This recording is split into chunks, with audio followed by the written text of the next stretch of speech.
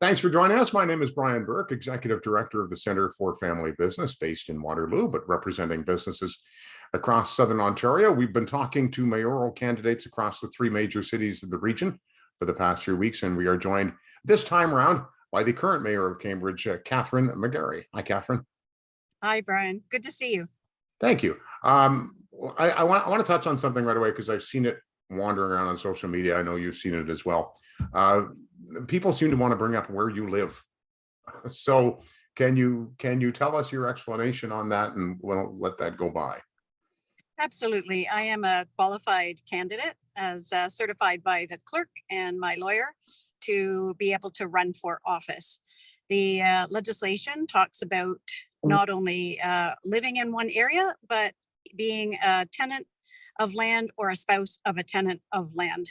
We still own property in North Dumfries Township, but I've chosen to use one of my husband's businesses to use as my qualifying address. That's what has been recommended to me by police.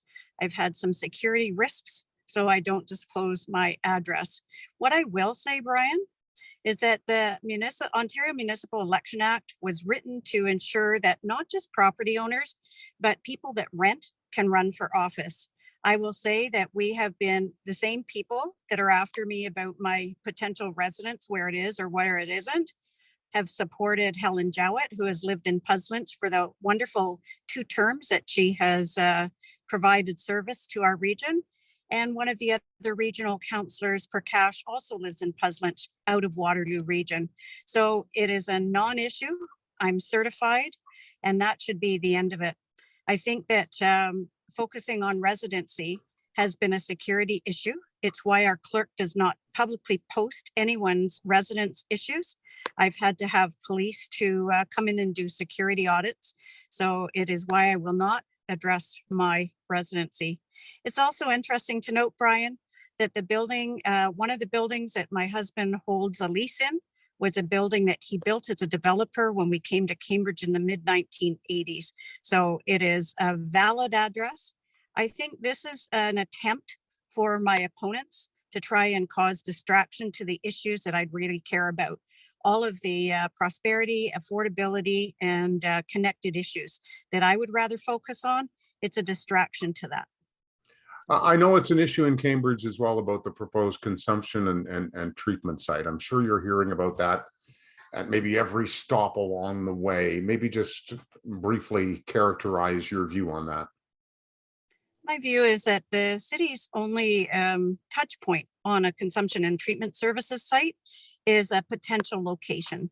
The application for a consumption treatment site goes through an operator who is also working with the Ontario Health Team and Public Health in order to finish up the application to bring forward. This is a provincial program, Brian. It's the harm reduction tool that municipalities can use. It doesn't address everything, but it is a place where people will come in and consume and be connected to other services. What is interesting is that it has shown to reduce public drug use, not only in Kitchener, but in Guelph, but it has also provided a safer area, loitering around there, fewer needles, and again, fewer calls for service. In this day and age, where our paramedics are backed up and with hospital delays, they would far rather have people use in a safe area to be monitored to prevent overdose calls to themselves and EMS services. And the last thing I'll say is that my opponent has been criticized that she does not want to see a CTS site anywhere in Cambridge. And when she was pushed on the matter as to how she's going to then allow more people to die in our community because of drug overdose, her answer was to have people go and consume in their doctor's offices and medical clinics, walk-in clinics. And I've spoken to a great many physicians since, including Dr. Jakda that runs the Safe Supply in Guelph. This is a back of the napkin kind of plan. Doctors' offices that then need a federal exemption for people to consume illicit drugs in their office. They would need a one-on-one with anybody coming in to consume. The clients that would be coming in to use at their family doctors, if they have one, then would be in the same kind of waiting room with children and seniors. So it's not a good plan. No one feels it's a good idea, but my opponent feels that this is how you would go about trying to provide some service to keep people alive, and it just isn't going to work. It's the CTS that the province has offered, and the city has no role in it after we endorse a potential location. So many of the issues that really are front and center municipally, Kathryn, whether that is the opioid crisis or affordability of houses, just so many things. Really, the city has very little power to deal with in a lot of ways because it does come from higher levels of government. So, how do you go out and campaign on that, knowing that you're going to need a whole lot of help from other levels of government? And that's absolutely the key fact, Brian. I'm amazed at people that are running for city council whose platforms include all fixes to above and operationalizing police officers. We have no jurisdiction. What I can deliver is collaborative consensus building with upper levels of government. I've now sat at 3 levels of government out of 4. I know my way around big governments. I know how to collaborate and build consensus with other levels in order to get what we need. I'm a strong advocate for more social service support from the provincial government. We're the only province in Canada who pays for social services such as public health, paramedics, social services, housing from our property tax. So myself, as well as the big city mayors, have put the request into our province to step up like all the other provinces in Canada and pay for these very expensive social services rather than out of our property tax. We have actually just started on a master homelessness plan from the region of Waterloo, using about $10 million of our tax money to try and deal with some of the homelessness, mental health, and opioid addiction crises that we see in our communities. Brian, it can't be more frustrating for me as the lower tier municipality. If I could do anything to fix it, I would. But I'll show you where that advocacy helps. We have 55 affordable units being built right now on Hespeler Road. We got 6 seniors residences on Bechtel Street in Hespeler area. I was able to negotiate with Habitat for Humanity, and they are building 20 units for families on Shantz Hill. And we've been working with Indwell, the largest provider of supportive housing here in Cambridge, to find them a site. And they're very, very close to doing that.